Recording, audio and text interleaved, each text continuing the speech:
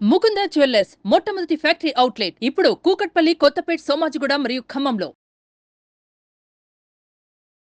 నమస్తే, welcome to Suman TV. నేను మీ Suman TV Usha, innovator episode 4. చాలా మందికి ఆడపిల్లలకు సంబంధించి డౌట్స్ ఉంటుంటాయి. ఇన్ఫర్టిలిటీ సమస్యలతో చాలా మంది ఇబ్బంది పడుతూ ఉన్నారు. అండ్ దాంతోపాటు హైజీన్ ఏ విధంగా పాటించాల్సిన అవసరం ఉంటుంది, హైజీన్ని కనుక మనం నెగ్లెక్ట్ చేస్తే పీరియడ్స్ ఉన్నప్పుడు ఎటువంటి కాన్సిక్వెన్సెస్ చూడాల్సిన అవసరం ఉంటుంది. అండ్ ఏదైతే ఫిజికల్ ఇంటిమసీ గురించి అందరూ మాట్లాడుతూ ఉంటుంటారు, ఆఫ్టర్ మ్యారేజ్ ప్రెగ్నెన్సీ వచ్చిన తర్వాత ఫిజికల్ ఇంటిమసీ అనేది ఏ టైంలో చేయాలి, ఏ టైంలో చేయకూడదు అన్న వాటిపైన కూడా చాలామందికి అనుమానాలు వ్యక్తమవుతూ ఉంటుంటాయి. అండ్ మిస్క్యారేజెస్ ఎందుకు అవుతున్నాయి, చిన్న వయసులోనే పిల్లలు మెచ్యూర్ అవ్వడానికి గల కారణాలు ఏంటి, వీటన్నింటిపైన వాళ్ళ మనతో మాట్లాడడానికి స్టూడియోలో ఉన్నారు డాక్టర్ సరళ గారు, గైనకాలజిస్ట్. ఆవిడ అడిగి తెలుసుకుందాం. నమస్తే డాక్టర్ సరళ గారు. నమస్తే Usha. Thank you so much, అడగగానే నో చెప్పకుండా ఇంత దూరం వచ్చినందుకు థ్యాంక్ యూ సో మచ్. నాకు తెలుసు డెలివరీలతో చాలా బిజీ ఉంటుంటారు, హాస్పిటల్ చుట్టూ జనాలు ఎలా అంటే ఇంట్లో మనిషిలా ట్రీట్ చేస్తూ ఉంటారు. కాబట్టి ఆ విధంగానే అటాచ్ అయి ఉన్న పేషెంట్స్ చాలా ఎక్కువ మంది అని చెప్పొచ్చండి మీకు. Thank you so much, wonderful service మీది. ఎన్నో నార్మల్ డెలివరీస్ చేస్తూ హస్తవాస్య మంచిది అన్న పేరుని పొందారు అంటే చిన్న విషయం కాదు. నా చిన్నప్పుడు ఎప్పుడో వినేదాన్ని నేను ఈ డాక్టర్ హస్తవాస్య మంచిదని. ఈ మధ్య కాలంలో నేను ఎక్కడ వినలేదు. ఫర్ ద ఫస్ట్ టైం హస్తవాస్య అన్న పేరు నేను మీ పేరు ముందు వినడమే జరిగింది. నిజంగా గ్రేట్ఫుల్ అండి. Thank you so much. Thank you Usha garu. Pleasure is mine actually. So Suman TV రెగ్యులర్గా వాచ్ చేస్తూ ఉంటా. సుమన్ టీవీ అంటే నేను అసలు కాల్ రాగానే చాలా హ్యాపీ ఫీల్ అయ్యా. ఎట్లా అయినా సరే అటెండ్ చేయాలని 1 వీక్ నుండి ట్రై చేస్తున్నా. ఎట్లా ఇవాళ కుదిరింది. Really happy, so happy. Thank you for inviting me here. Thank you ma'am. So చాలా మంది రెగ్యులర్గా అడిగే డౌటేనండి, ఉమెన్ లైఫ్ కనుక మనం తీసుకుంటే ఆడపిల్ల పుట్టినప్పటి నుంచి ఎప్పుడైతే టీన్స్కి వస్తూ ఉంటుంటారు, 11-12 స్టార్ట్ అవుతుంటుండో ప్రతి తల్లికి తెలియని ఒక గుబుల్ స్టార్ట్ అవుతుంది. మెచ్యూర్ స్టేజ్ అని మనం చెప్తూ ఉంటుంటాం. బట్ ఇప్పుడు టూ ఎర్లీ అయిపోయింది ఆడపిల్లల్లో చూసుకుని. ఎందుకంటే వాళ్ళకి హైజీన్ ఎలా మెయింటైన్ చేయాలి ఏంటి అన్నది అవగాహన కూడా ఉండదు. దేనివల్ల అంటారు అసలు ఆ పీరియడ్, ఎర్లీ పీరియడ్ ఎందుకు అంటారు అసలు? రీసెంట్గా 3 days బ్యాకే నేను చూసాను అనమాట. 3rd class 8 years ఏజ్ తనది. 3rd classలో అంతే ఉంటాం కదా. 8 yearsలో తను మెనార్కీ అంటే మెచ్యూరిటీ వచ్చేసింది తనకి. అంటే తనకి ఏంటి అసలు మెచ్యూరిటీ అంటే ఏంటి, పీరియడ్స్ ఏంటి, అది ఏ అవగాహన లేదు తనకి. మదర్ ఏడుస్తూ వచ్చింది నా దగ్గరికి, మేడం ఇప్పుడు మెచ్యూర్ అవ్వడం ఏంటి అంటే తనకు కూడా ఐడియా లేదు. 8 years old 3rd class తన పక్కనున్న పిల్లలంతా చిన్న పిల్లలు. ఆ పిల్లల ముందు ఇది ఏంటి మేడం అసలు, ఇది మెచ్యూర్ అయ్యిందా, ఇంకేమన్నా వేరే ప్రాబ్లమా అని నా దగ్గర చూపించడానికి తీసుకొచ్చింది. సో ఈ మధ్య కాలంలో ఇలా ఎర్లీ మెనార్కీ చూస్తున్నాం అనమాట. 10 years బ్యాక్, 20 years బ్యాక్ మనము అరౌండ్ 12 years, 12 to 15 years అలా మెచ్యూరిటీ వచ్చేది. అంటే అరౌండ్ 8th, 9th క్లాస్లలో మెచ్యూర్ అయ్యేవారు. ఇప్పుడు 3rd class అమ్మాయి మెచ్యూర్ అయ్యింది అని తను ఏడుస్తుంటే అసలు మన సొసైటీ ఎటు వెళ్తుంది అని ఒక రకంగా బాధేసింది, భయం వేసింది నాకు కూడా. అంటే 5th classలో 4th classలో చూస్తున్నాం అనమాట.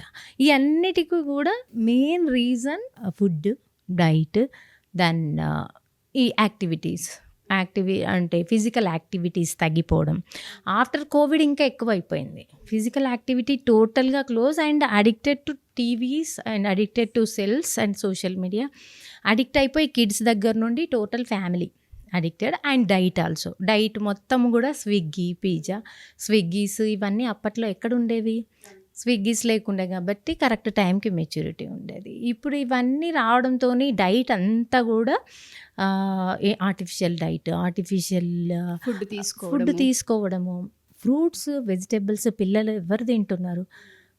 ఫ్రూట్స్ కానీ వెజిటేబుల్స్ కానీ రెగ్యులర్గా మనము ఓల్డెన్ ఏజ్లో తినేటట్టుగా ఫుడ్ తీసుకుంటూ అండ్ యాక్టివిటీ, బయటికి వెళ్ళి పిల్లల్ని ఆడనివ్వాలి. అసలు వాళ్ళకి స్వెట్ అనేది లేకుండా పోయింది. స్వెట్ లేదు ఆడడానికి. అసలు ఒక మదర్, ఒక ఫ్యామిలీలో పిల్లలు చదువుకుంటున్నారా, ఏం చదువుతున్నారో, వాళ్ళ క్లాస్లో వాళ్ళకన్నా ముందున్నారా, ఈ కార్పొరేట్ కల్చర్, కార్పొరేట్ స్కూల్స్ ఇవే తప్ప ఎక్కువ బయటికి వెళ్ళి ఆడుకొని ఇవ్వట్లేదు పిల్లల్ని.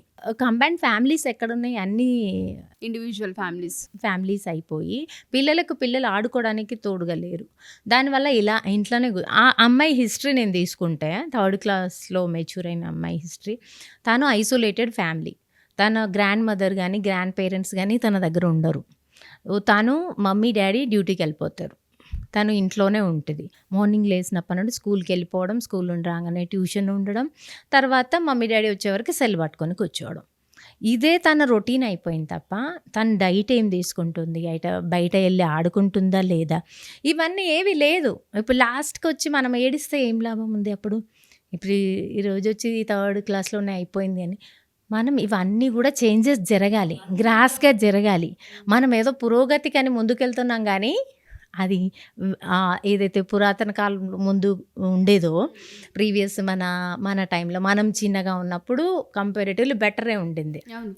ఇప్పుడు పిల్లలతో పోల్చుకుంటే ఆ పిల్లలది అన్ని అడల్టరేటెడ్ ఫుడ్, ఏ ఫుడ్ తీసుకున్నా ఊర్లలో కొంచెం బెటర్ ఏమో, విలేజెస్లో.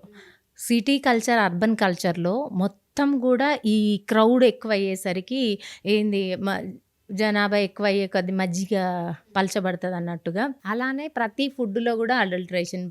ప్రతి ఫుడ్ న్యాచురల్ ఫుడ్ లేదు, నేచర్కి దూరంగా వెళ్తుంది, ఆర్టిఫిషియల్ ఫుడ్స్. దానివల్ల మొత్తము మనకి పిట్యూటరీ, హైపోథలామో, ఓవేరియన్ యాక్సిస్ అని ఉంటుంది అనమాట. ప్రతి గర్ల్కి బై బర్త్ యూట్రస్లోనే డిసైడ్ అయిపోతుంది. పిట్యూటరీ అంటే బ్రెయిన్లో ఉంటుంది, హైపోథలామో, పిట్యూటరీ, ఓవేరియన్ యాక్సిస్. ఆ యాక్సిస్ యాక్టివేషన్ని బట్టి మనకి డిసైడ్ చేసి ఉంటుంది 12 yearsకి మెచ్యూర్ అవ్వాలి అని.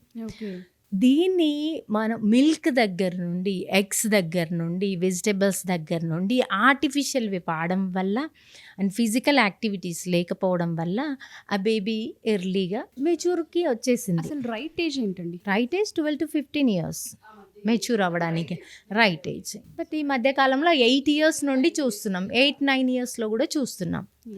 సో అందరని కాదు, కొంతమంది మా పిల్లలు అలా తిన్నారు, అలా అవ్వలేదు అంటే ప్రతి ఒక్కరికి సిస్టమ్ లోపల అలాగే వర్క్ అవుతుందని గ్యారంటీ లేదు, గ్యారంటీ లేదు. ఎస్. సో ఫుడ్ కానీ దాంతోపాటు డైట్ అండ్ ఇంట్లో యాక్టివిటీ కూడా అవసరమై ఉంటుందని. పిల్లలు క్రౌడ్గా ఉండాలి అండ్ కంబైన్డ్ ఫ్యామిలీస్ ఉంటే ఇంకా అది అదృష్టం అనుకోవాలి. ట్రూ. కంబైన్డ్ ఫ్యామిలీస్ లేకపోయినా ఫ్రెండ్స్తో ఆడుకోవడానికి పంపివ్వాలి, మదర్ పంపించాలి, బయటకి ఆడుకోనివ్వదు, బయటకు పంపించరు. అదేంటో మా ఎదురింటి వాళ్ళతో ఈ కార్పొరేట్ కల్చర్ ఏంటిదో, పక్కింటి వాళ్ళతో మాట్లాడినా కూడా వాళ్ళదేదో పడిపోయినట్టుగా మాట్లాడుతున్నా డోర్లు మూసుకునే కల్చర్లు ఉన్నాయి. అంటే మాట్లాడితే దిగదుడుపు అన్నట్టు, హాయ్ చెప్పిన దిగదుడు, అట్లాంటి కల్చర్లో పిల్లలతో ఆడుకున్నా కూడా అదేదో తక్కువైపోతామేమో అన్నట్టుగా బిహేవ్ చేస్తుంటే వాళ్ళ పిల్లలకి ఇలాంటి చేంజెస్ కాక ఎలా వస్తాయి? ఇప్పుడు ఎర్లీ మెనార్కి రావడం వల్ల తను ఎర్లీగా బోన్ గ్రోత్ ఆగిపోతుంది. ఎర్లీగా అలా జరిగితే బోన్ హైట్ పెరగరు ఎక్కువ. మనకి బోన్ హైట్ మెచ్యూరిటీ వచ్చే టైంలో పీక్ లెవెల్లో ఉంటుంది అనమాట. సో ఎర్లీగా తనకి మెనార్కి రావడం వల్ల ఆ పీక్ లెవెల్ ఎర్లీగా రీచ్ అయిపోయి హైట్ ఎక్కువ పెరగలేరు, బోన్ స్ట్రాంగ్గా ఉండలేదు, మజిల్ స్ట్రాంగ్గా ఉండలేదు. తను ఎర్లీగా మెనోపాజ్ వస్తుంది, ఎర్లీగా ఓవేరియన్ ఫెయిల్యూర్ అయ్యే ఛాన్స్ ఉంది. ఎర్లీగా మెచ్యూర్ అయిన వాళ్ళు ఎర్లీగా మెనోపాజ్ వచ్చేస్తుంది వాళ్ళకి. సిస్టమ్ మొత్తం డ్యామేజ్, టోటల్ సిస్టమ్. పిల్లలు పుట్టడానికి late, infertility problems and strongness ఉండదు, బోన్ స్ట్రాంగ్నెస్ ఉండదు, మజిల్ స్ట్రాంగ్నెస్ ఉండదు, నార్మల్ డెలివరీస్ అవ్వవు. ఒకవేళ ఏదో IVF ఏదో కన్సీవ్ అయినా కూడా నార్మల్ డెలివరీ అయ్యే ఛాన్సెస్ తగ్గిపోతాయి. సో అసలు చిన్నప్పటి నుండే మనం మొలక ఇలా స్టార్ట్ అయిపోతుంది మనకి. అది ఓల్డ్ ఏజ్ వరకు అది ఇంటర్నల్గా సిస్టమ్ అలా డ్యామేజ్ అయిపోతుంది. మన గాడ్ ఎంతో పెద్ద గిఫ్ట్, మన బాడీని మన హీల్ చేసుకునే ఒక కెపాసిటీ, ఒక మిషన్ మనకి ఇచ్చాడు. ఆ మిషన్ని మనం ఖరాబ్ చేసుకుంటున్నాం.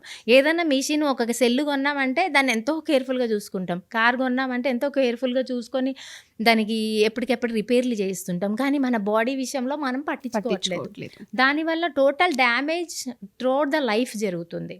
తర్వాత మనమే బాధపడుతున్నాం, ఎందుకు అలా అయింది, ఎందుకు ఇలా అయింది, ఎందుకు పిల్లలు పుట్టట్లేదు, ఎందుకు ఎర్లీగా బోన్ పెయిన్స్ వస్తున్నాయి, ఎందుకు జాయింట్ పెయిన్స్ వస్తున్నాయి. చిన్న ఏజ్లో జాయింట్ పెయిన్స్, చిన్న ఏజ్లోనే మెనోపాజ్.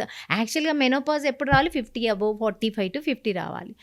39-40లో చూస్తున్నాం, 39-40 కామన్గా చూస్తున్నా నేను. టీన్స్కి వస్తున్నారు అన్నప్పటి నుంచి పేరెంట్స్ గమనిస్తే చాలా గాజు బొమ్మలా చూసుకోవాల్సిన అవసరం ఉందేమో అని అనిపిస్తుంది. అండ్ మీరు అన్నట్టుగా ఎవరైతే మెచ్యూర్ అవుతూ ఉంటుంటారో కొంతమందికి ఫస్ట్ అయిన తర్వాత 6 months 3 months కనిపించదు మళ్ళీ. అలా అవ్వడానికి రీజన్స్ ఏంటి మ్యామ్? ఇర్రెగ్యులర్ పీరియడ్స్ అవ్వడానికి, పీరియడ్స్ రెగ్యులర్గా రాకుండా ఉండడానికి, వస్తే హెవీగా రావడం, రాకుంటే అసలుకే రాకుండా ఉండడం. మళ్ళీ ఈ మధ్యకాలంలో ఎర్లీ మెనార్కీ అండ్ లేట్గా కూడా మెనార్కీ వస్తుంది. అంటే 15 years అయినా మెచ్యూర్ అవ్వట్లా, అవి కూడా చూస్తున్నాం. అవును. ఇదంతా కూడా ఈ మన యాక్సిస్, మన పిట్యూటరీలో చేంజెస్. పిట్యూటరీ ఓవేరియన్ యాక్సిస్ అంటే పిట్యూటరీకి ఓవరీకి కనెక్షన్ ఉంటుంది హార్మోన్స్ ద్వారా. ఆ హార్మోన్ ఇంబ్యాలెన్స్ అయిపోయి ఈ యాక్సిస్ కరెక్ట్గా లేకపోవడం వల్ల ఇలా early menarche, late menopause, early menopause and periods ఇర్రెగ్యులర్గా ఉండడము, పీరియడ్స్ నెల కరెక్ట్ రాకపోవడం, ఇదంతా కూడా డీవియేషన్స్. మొత్తం lifestyle change, sleep disturbances, sleep pattern. Sleep మనకి ఈ హైపోథాలమస్ పిట్యూటరీ బాగా పనిచేయాలి బ్రెయిన్లో అని అంటే మనకి స్లీప్ అంటే మనకి ఒక హార్మోన్ ఉంటుంది మెలటోనిన్ అనేది.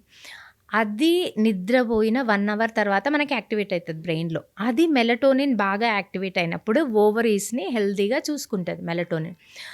అసలు నిద్ర ఈ లైట్స్ వెలుతురికి, ఫోకస్లకి, సెల్లుల వెలుతుర్లకి, స్క్రీన్ వెలుతుర్లకి నిద్రలనే లేదు. 12 అవుతుంది, 1, 2 అవుతుంది. అప్పట్లో లైట్స్ కూడా ఉండకపోయేది, దీపాలతో ఉండేవాళ్ళు. ఎంత 7, 8 వరకు, 9 వరకు పడుకునేవాళ్ళు. అంటే ఎర్లీ బెడ్ వెళ్తే ఈ సాఫ్ట్వేర్ వాళ్ళకి ఎంత కామన్ అయిపోయిందంటే infertility problem. Main reason sleep disturbances, sleep pattern disturbances. Sleep pattern 8 hours continue sleep ఉండాలి, డిస్టర్బ్ లేకుండా ఉండాలి. అది ఎర్లీ టు బెడ్, ఎర్లీగా వెళ్ళాలి. అంటే 9 to 10 మధ్యలో. 12 అవుతుంది, 1 అవుతుంది. డిస్టర్బెన్స్ రావడం వల్ల టోటల్ మన మెలటోనిన్ రిలీజ్ అవ్వదు.